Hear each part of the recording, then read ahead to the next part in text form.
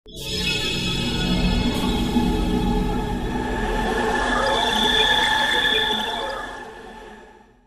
पाकिस्तान जाने वाले हैं विदेश मंत्री एस जयशंकर। एससीओ समिट के लिए वो पाकिस्तान जाएंगे 15 से 16 अक्टूबर।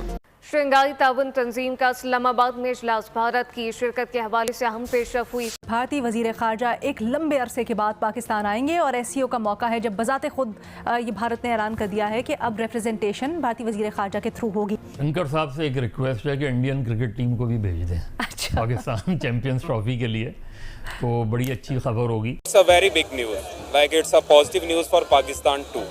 ठीक है, हमने आज तक इंडिया से कितनी जंगें लड़ी और हमने पाया क्या है, नथिंग एल्स, सिवाय अपने नुकसान के कुछ भी नहीं किया।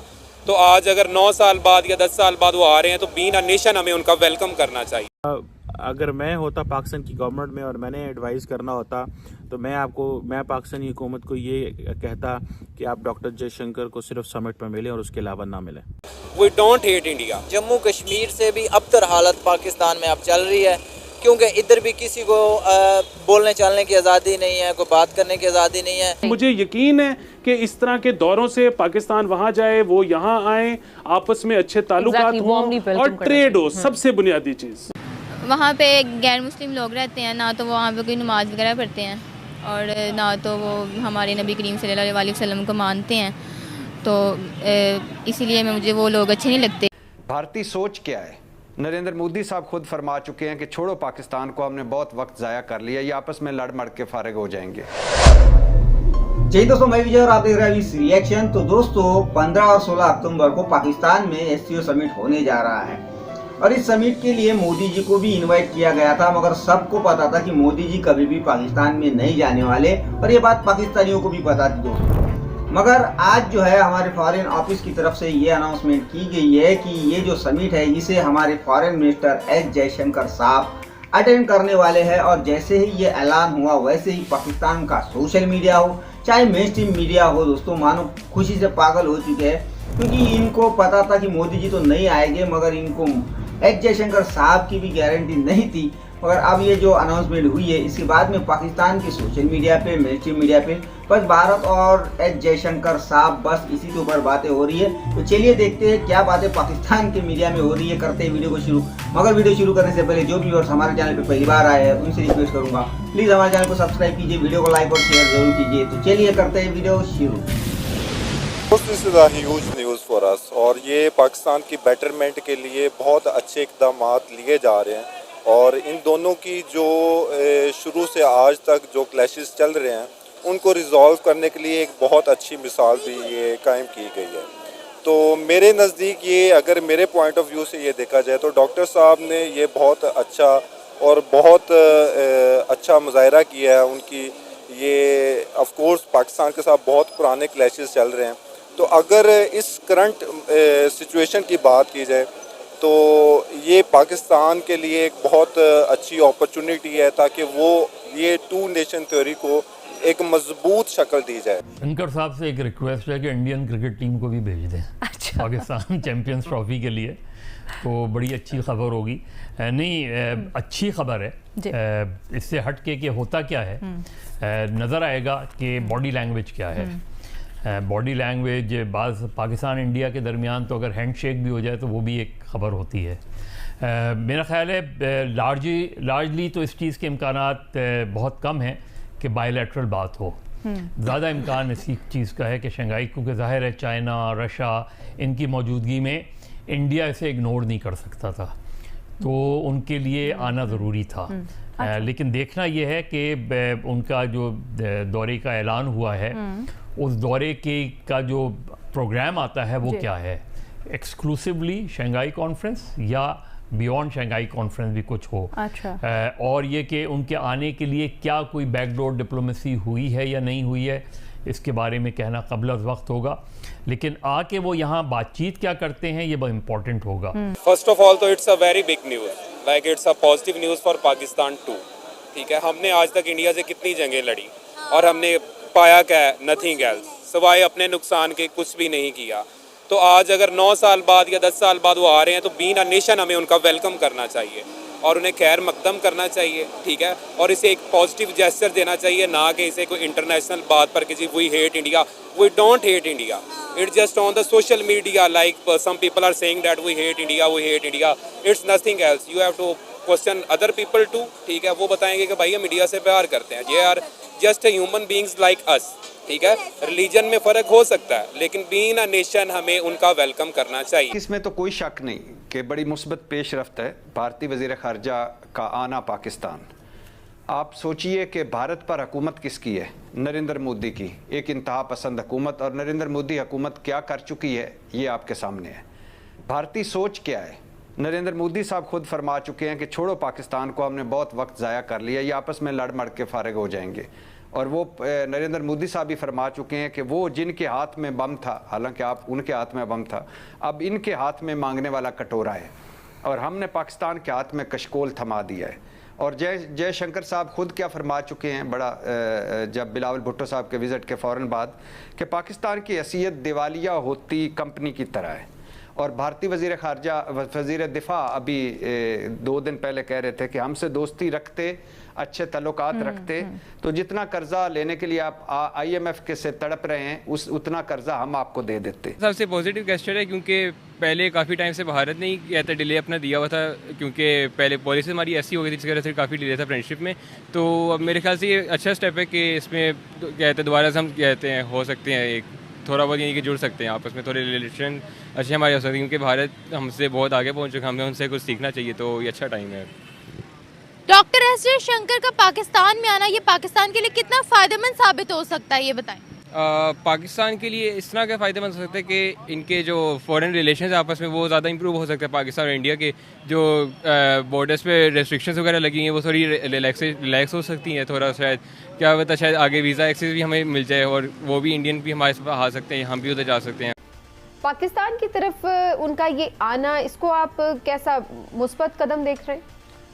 इसमें तो कोई शक नहीं कि एक मुस्बत कदम है, लेकिन इससे पहले आपको ये ज़रूर देखना पड़ेगा कि शंघाई ताउन तंजीम इस वक्त खित्ते की एक तेज़ी से जो है ना उभरती हुई और तरक्की करती हुई तंजीम है।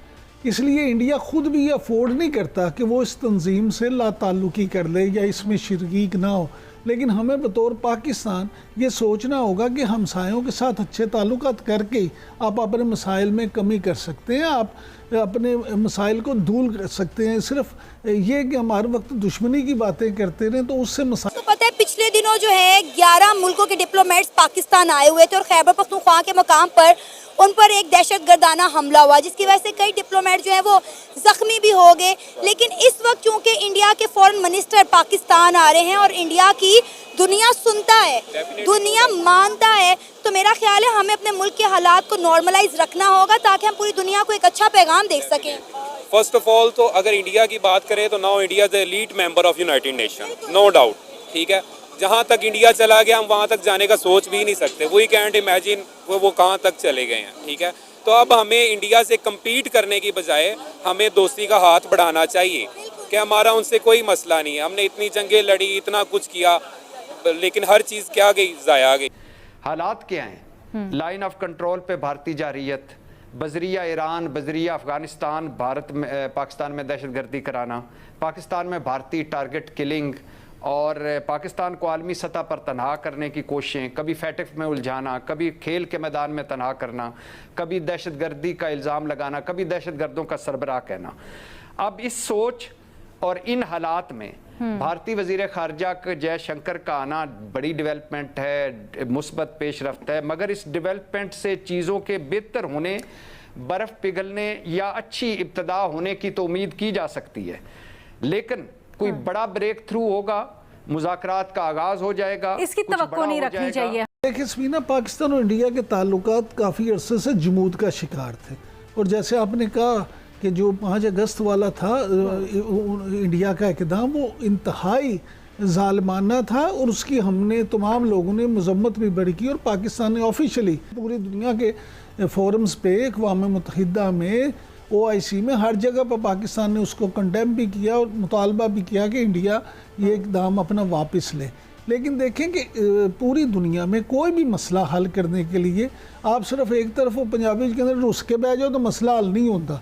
ये हल कोई नहीं है कि आप इंडिया को क्या फ़र्क पड़ा है जी, उसकी तरक्की रुक गई है, उसके मामलात ख़राब हो गए हैं। वो तो खित्ते में इस वक्त अगर देखा जाए तो सबसे मजबूत ताकत बन रहा है। फिर देखें पूरी दुनिया में देखें वो किस तरह से कर रहा है। तो हमें अपना एहतजाज ज़रूर रिकॉर्ड करना चाहिए, हमें अपना उनको बावर भी करवाना चाहिए कि ये मसला, लेकिन उसके साथ बिल्कुल हमें ये नहीं कर देना चाहिए। लेकिन इससे तो फिर पाकिस्तान की कमज़ोरी का एहसास तो नहीं होगा कि अच्छा जी देखें अब ये बड़ी खुशियाँ मना रहे हैं, उनके आने से पहले बड़ा उनको धमकियाँ लगा रहे थे या बड़ा उनको वार्न कर रहे थे कि जी आपने ये कर दिया, अब उनके आने पे हम ऐसे खुश हो रहे हैं कि जैसे हमारे लिए बड़े इंपॉर्टेंट हैं वो। नहीं समीना देखिए, पहली बात यह है कि हम शादियाँ ने तो नहीं बजा रहे कि जी वो जयशंकर साहब आ रहे हैं तो बहारों फूल बरसाओ मेरा महबूब आया है, ऐसी बात नहीं है। लेकिन ये भी बात नहीं है कि हम ऐसी खाली हुल्ली बढ़ के ही मारते रहें कि जी हम ये बड़े तगड़े हैं। वो आपको हकीकत की आंख से देखना पड़ेगा, आपको अपने जो आंखों पे पट्टी बंधी है उसको हटाना पड़ेगा, आपको एक हकीकत जो है उसको तस्लीम करना पड़ेगा। इसमें कोई शक नहीं कि पाकिस्तान की तरफ देखने वाली हर मैली आंख से देखने वाली की आंख निकाल दी जाएगी। हमारा दिफा महफूज हाथों में है, सारी ये बातें ठीक है और हकीकत हैं। लेकिन आपको ये भी देखना पड़ेगा कि हमसायों के साथ ताल्लुकात, अगर वो हमसाए हमारे जो हैं वो एक स्टांस लेके बैठे हैं तो पूरी दुनिया में टेबल टॉक करके ही मसाइल को इशू किया जाता है। तो दोस्तों ये थी आज की वीडियो और अभी आपने देखा कि पाकिस्तानियों को काफ़ी खुशी हो रही है कि मोदी जी तो नहीं मगर कम से कम हमारे फॉरेन मिनिस्टर एस जयशंकर साहब तो पाकिस्तान आ रहे हैं, क्योंकि 10 सालों से भारत का कोई मिनिस्टर पाकिस्तान नहीं गया है और ना ही इनको कोई उम्मीद थी। हालांकि इनकी तरफ से काफ़ी कोशिशें हो रही थी कि भारत बात करे, मगर भारत ने इनसे कोई अभी तक बातचीत नहीं की है। मगर अब इनको ये ऐसा लग रहा है कि एस जयशंकर साहब पाकिस्तान आएंगे तो दोनों देशों के रिश्ते जो है वो सुधर सकते हैं, बातचीत हो सकती है, ट्रेड को शुरू किया जा सकता है, वीज़ा जो है वो चालू हो सकता है मिलना, जिससे कि पाकिस्तानी भारत में आएंगे और भारत के लोग पाकिस्तान जाएंगे।